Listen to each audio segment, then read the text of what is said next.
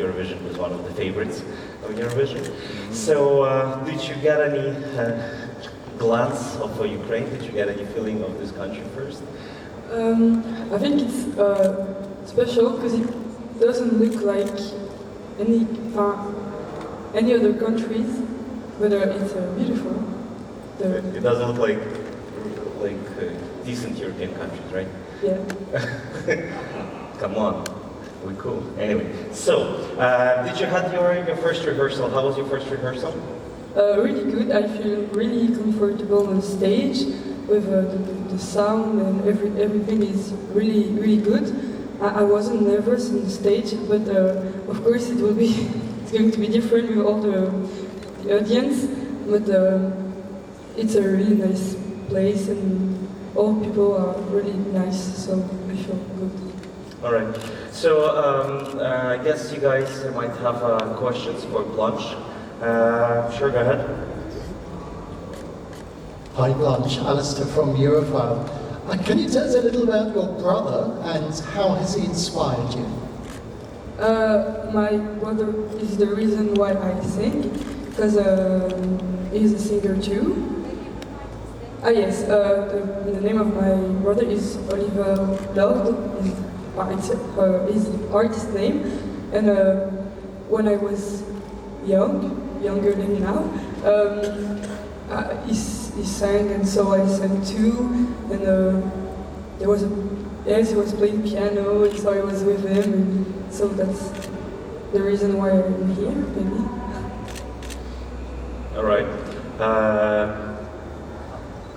Who wanna pick up with questions for Blanche?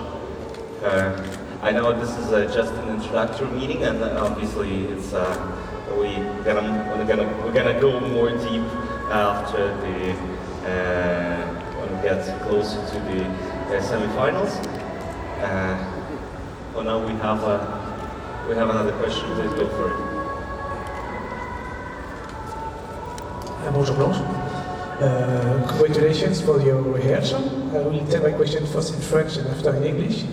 Je voulais savoir quels sont les artistes qui t'ont inspiré, les artistes que tu aimes depuis que tu commences à chanter.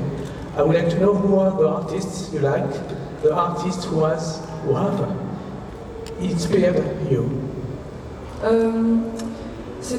When I was young, it was different than now, of course. But when I was young, it was the singers of like Disney Channel. But now it's different. Now it's more. It's a lot of artists, but I really like Blanche, which is a group, a band. Yeah, and I also like for the voice London Grammar, Right X, Fink, and Daughter, a lot of artists. Okay. Yeah, please, I was with the gentleman in the second row. Hi, would you please introduce your team? Of course, here is Pierre Dumoulin. He's a singer in a Belgian band. Introduce-toi. So I'm Pierre, I'm in a band in Belgium and I wrote the song with him. And I'm Suri and I'm doing backing singing for Blanche. And I'm Jess and I'm also doing backing singing for Blanche. I'm Leslie Cable, head of delegation. Thank you. All right. How big is your team generally? How many people you brought along? How big is your team? How many people you brought along to Ukraine? There is also my dad there with his wife, and also some people who are working with Leslie. All right. Yeah, please check in the first row. Hi, Blanche Philip from songfestival.be. I have two questions for you.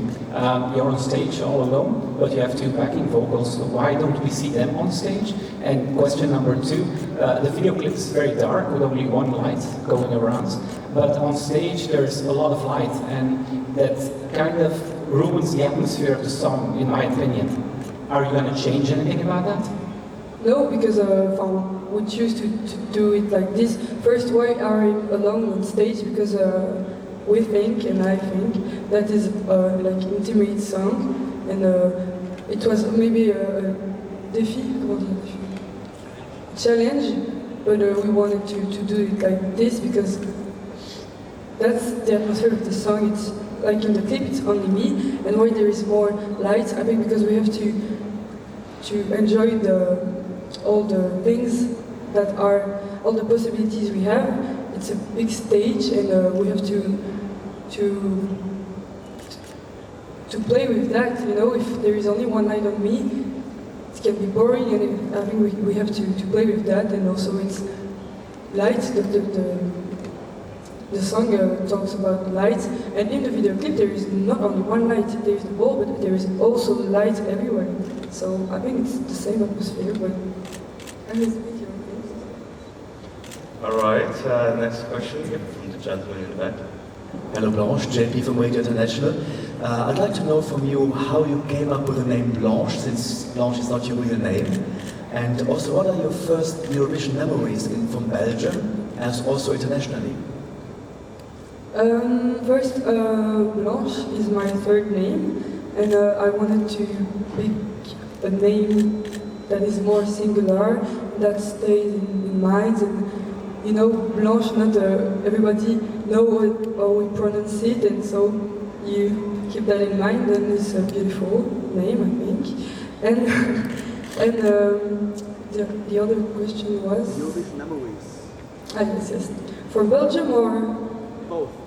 Okay, I don't watch Eurovision since a long time, but of course the best memory that I have from Belgium is, I think, for a lot of persons it's the same, it's Loïc Letel, because he's a really good singer, dancer, and the stage was also really amazing. And from a memory that I keep, it's Norway, I think it was in 2009. It was Alexander Rybak and he won, I think.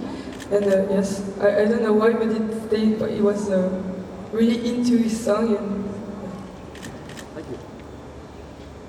All right, do we have any more? Okay, yep, let's have another question. Hello Blanche, my name is Blair from Radio 4ZZZ in Brisbane, Australia.